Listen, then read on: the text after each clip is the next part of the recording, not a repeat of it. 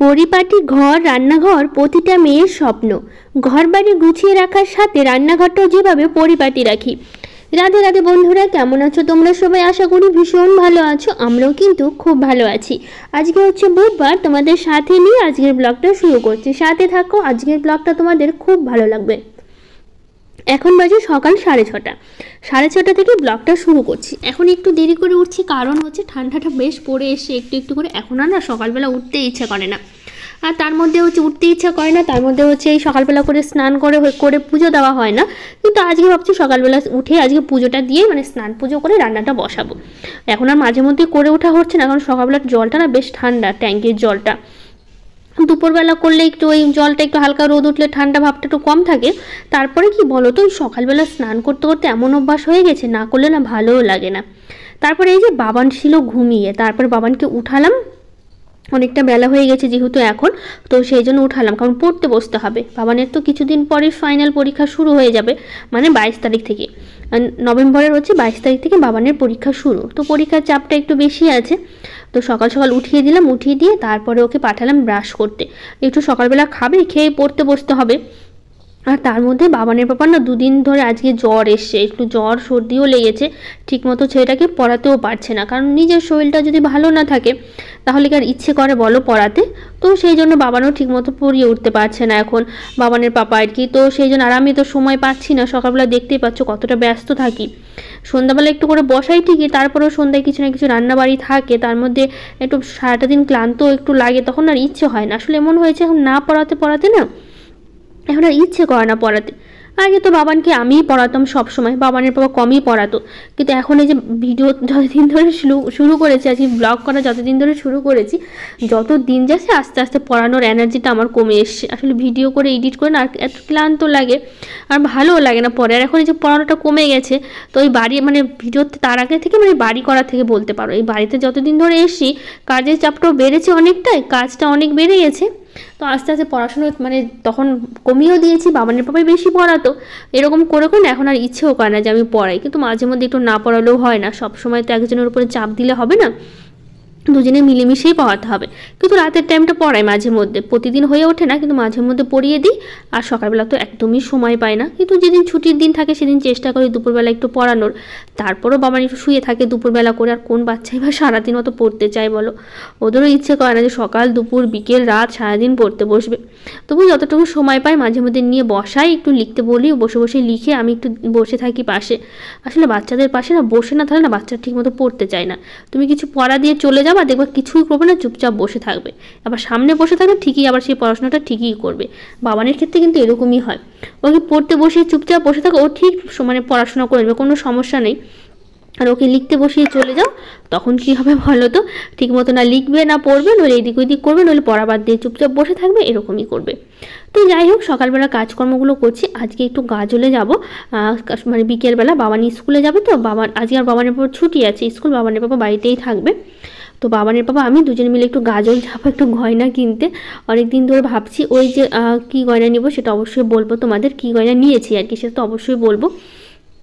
তো যাবো আজকে বাবানকে স্কুল থেকে আনতে যাব, একবারে বাবানকে স্কুল থেকে নিয়ে সোনার দোকান থেকে নিয়ে চলে আসবো বাড়িতে।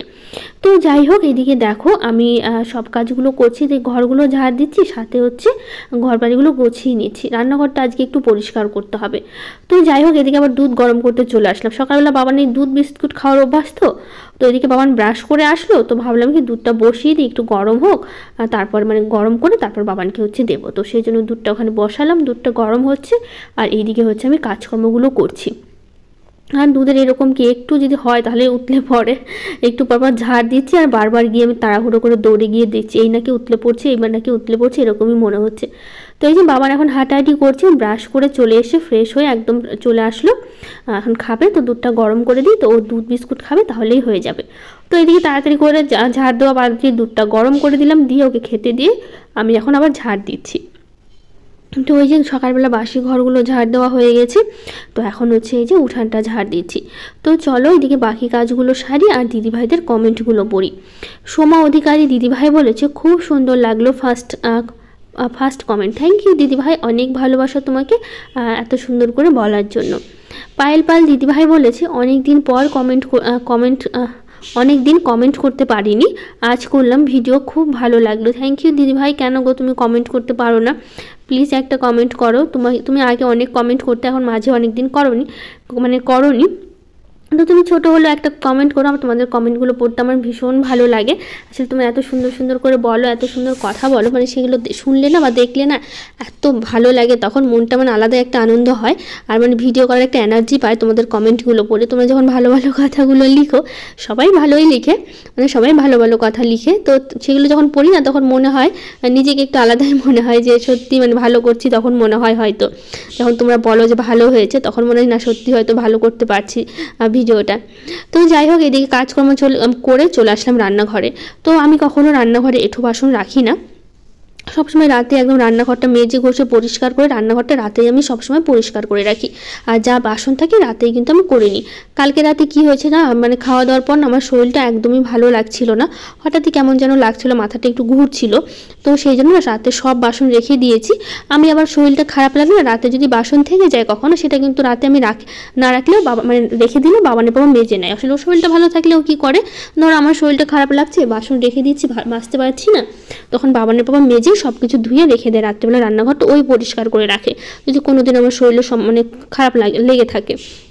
তো কালকে হঠাৎ মাথাটা ঘুরছিল, বাসনগুলো রেখে দিয়েছি, মাজতে পারিনি। আর তার মধ্যে বললাম না বাবানের বাবার জ্বর এসে, বাবানের বাবার জ্বরটা ওরও শরীরটা খারাপ লাগছিল প্রচণ্ড।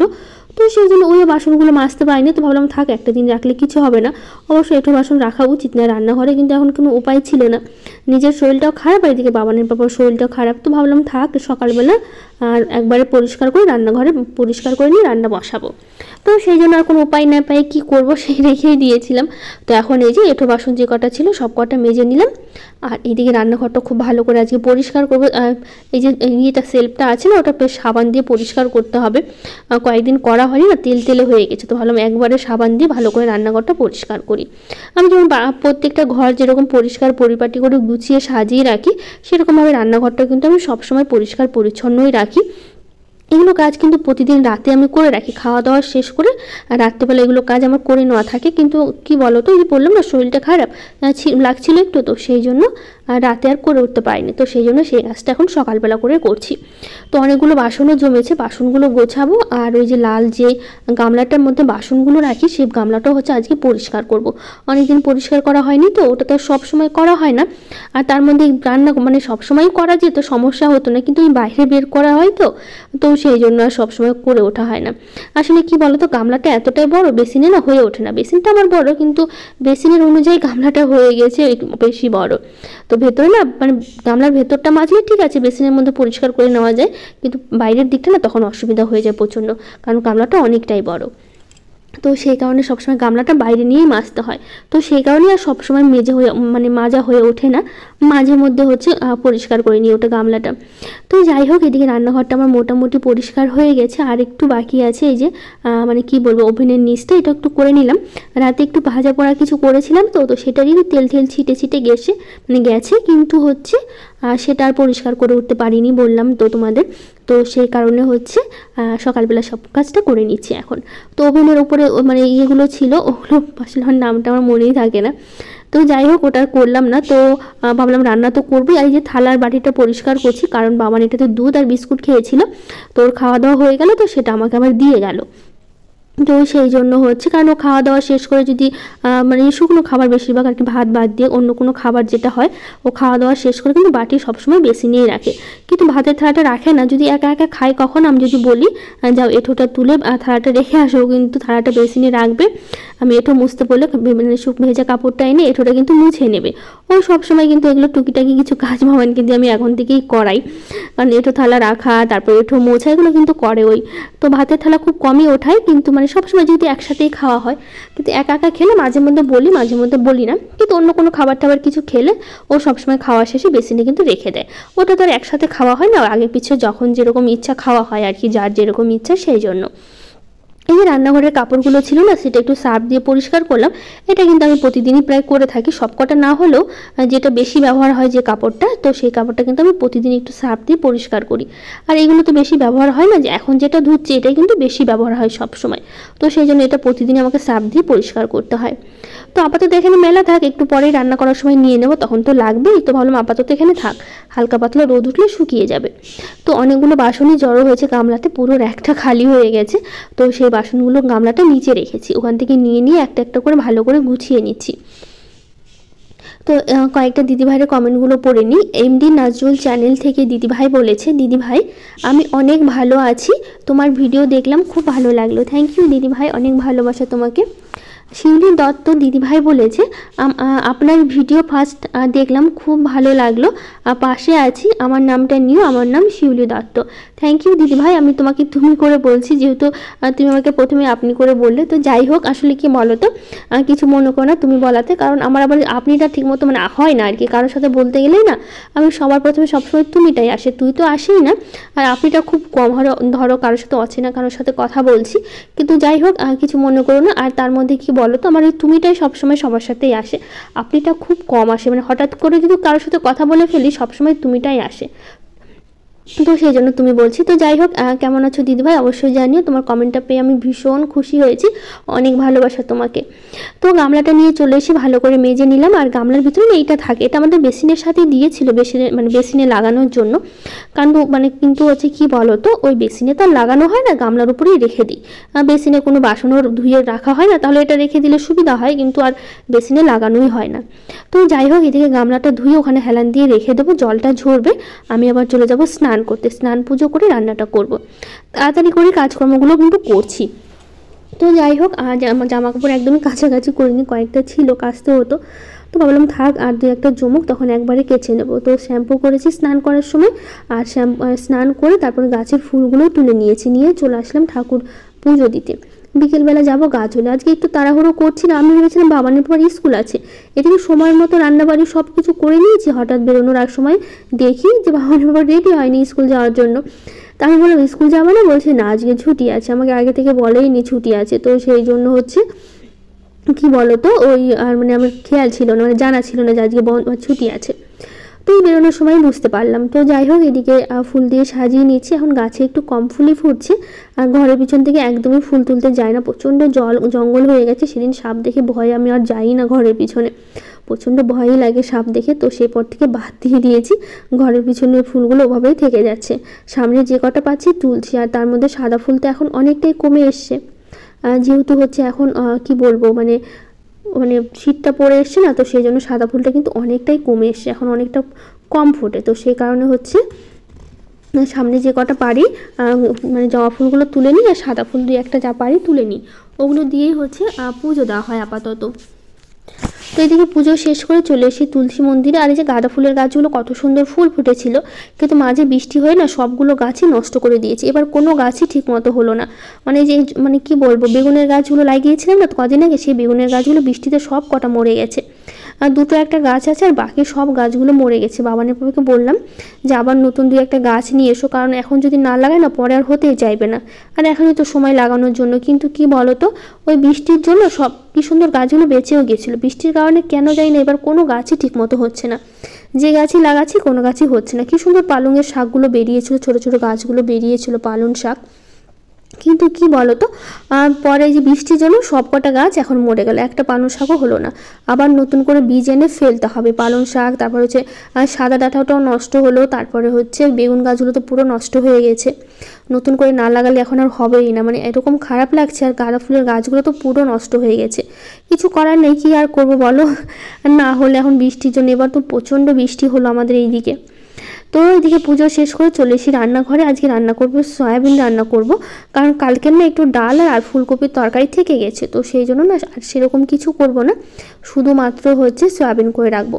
তো বাবানের বাবা আলু এনেছে, এমন যায় না প্রত্যেকটা আলুতে এরকম করে দাগ বেরোচ্ছে, জানো আমি 3টে আলু কাটলাম, 3টে আলুর মধ্যে প্রত্যেকটা আলুতে এরকম কালো দাগ, এখন ফেলতেও মায়া লাগছে, একটা নষ্ট হলেই ঠিক আছে, এখন যদি দেখছি যদি প্রতিটা আলুতে এরকম, তখন কটা আলু ফেলে দেওয়া যায় বলো, প্রত্যেক দিন রান্না করছে আর এরকম। ও বুঝতে পারেনি আলুটা দেখো ওপর থেকে বোঝা যাচ্ছে, এরকম বোঝাই যাচ্ছে না যে এরকম হবে, কিন্তু যখনই মাঝখানে কাটছি পুরো আলুটার মাঝখানে এরকম কালো, কোনোটাই বেশি কোনোটাই কম, তো সেই জন্যভাবে ফেলে ফেলে রান্না করতে হচ্ছে, কিছু করার নেই, একটা দুটো হলে ফেলে দিতাম আমি, কিন্তু কি বলতো এতগুলো না, তো সেই জন্য আর ফেলে দিই না, কারণ আর ভালো লাগে না ফেলতে, নিজেরও খারাপ লাগে, তো সেই জন্য আর ফেলি না, ওভাবে কেটে কেটে যতটা ফেলে সম্ভব রান্না করছি।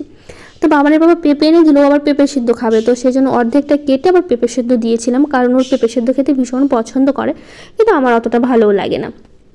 তো যাই হোক, বৈশালী সাহা দিদিভাই বলেছে কথাগুলো খুব সুন্দর, থ্যাংক ইউ দিদিভাই।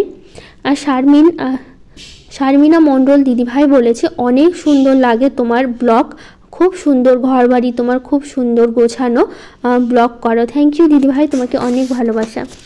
পিঙ্কি দিয়ে দিদিভাই বলেছে দিদিভাই পরের ভিডিওতে আমার নামটা নিও, আমার নাম পিঙ্কি দিয়ে। অবশ্যই দিদিভাই, তোমার নামটা কিন্তু আমি নিয়েছি, অনেক ভালোবাসা তোমাকে। রূপালী নাথ দিদিভাই বলেছে আমার নামটা নিচ্ছ না কেন দিদিভাই, প্রতিদিন তো আমি তোমার নাম নিই, আসলে কমেন্টটা হয়তো ঠিকমতো পড়া হয়ে ওঠে না, কিন্তু নাম কিন্তু আমি প্রতিদিনই তোমার নেই। সোমা অধিকারী দিদিভাই বলেছে এক হাতের ওপর এক হাত টাচ করে পুজো করো দিদিভাই। তো কীভাবে না আমি বুঝতে পারলাম না, তুমি কিন্তু যদি ভিডিওটা দেখে থাকো অবশ্যই কিন্তু আমাকে কমেন্ট করে জানিও তুমি ঠিক কিভাবে বলতে চাইছো, আমরা ঠিক বুঝতে পারলাম না, অবশ্যই একটু বুঝিয়ে কিন্তু তুমি কমেন্টগুলো লিখো। তো যাই হোক, সবাইকে অনেক ভালোবাসা, অনেক ধন্যবাদ যারা এত সুন্দর সুন্দর কমেন্টগুলো করো আর এত এত ভালোবাসা দিচ্ছ, আর কমেন্টের মধ্যে এত সুন্দর সুন্দর কথা লিখো, আমার পড়ে তো ভীষণ ভালো লাগে। সবাইকে থ্যাংক ইউ আর সবাইকে অনেক ভালোবাসা। তো এইদিকে এখন সয়াবিনটা করছি, মশলা সব কিছু তো রেডি করে নিলাম, তারপর এখন এই যে পেঁয়াজটা একটু হালকা ভেজে নিয়ে তারপরে মধ্যে টমেটো দেবো আর হচ্ছে মশলাগুলো দেবো। মশলা সবটা করে নিয়েছি আর শুধু সয়াবিনটাই করব, কারণ কালকে তরকারি আছে তোমাদের তো বললামই, সেই কারণে। তো এখন টমেটোগুলো দিয়ে দিয়েছি, আর এখন এই যে ঠান্ডা পড়েছে না, আর ঠান্ডার গরম বলো টমেটো ছাড়া মনে হচ্ছে তরকারি আমার স্বাদই লাগে না, জানি না কেন। প্রতিদিন কোনো না কোনো রান্নাতে টমেটো না পড়লে যে না মানে এটা আলাদাই লাগে খেতে, সেই জন্য আমি সবসময় চেষ্টা করি টমেটো দেওয়ার, কখনো যদি না থাকে সেটা আলাদা, কিন্তু এবার গোটা গরমে কিন্তু আমাদের টমেটো ছিলই বলতে পারো, প্রতিদিনই কম বেশি টমেটো খাওয়াই হয়েছে। আর এখন তো এই যে ঠান্ডা পড়তে শুরু হয়ে গেছে, এখন তো প্রতিদিন টমেটো সবসময় থাকবে ঘরে, তো সেই কারণে হচ্ছে টমেটো আর না দিলে মনে হচ্ছে স্বাদই লাগে না। তো এদিকে আলু আর সয়াবিনটা তো আগে ভালো করে ভেজে আমি তুলে নিয়েছিলাম, তো মশলাটা অনেকক্ষণ কষিয়ে নিয়ে এর মধ্যে সয়াবিনটা দিলাম, দিয়ে পাশে আমি জলটাও বসিয়ে দিয়েছি, গরম জল, যাতে তাড়াতাড়ি ফুটে ওঠে।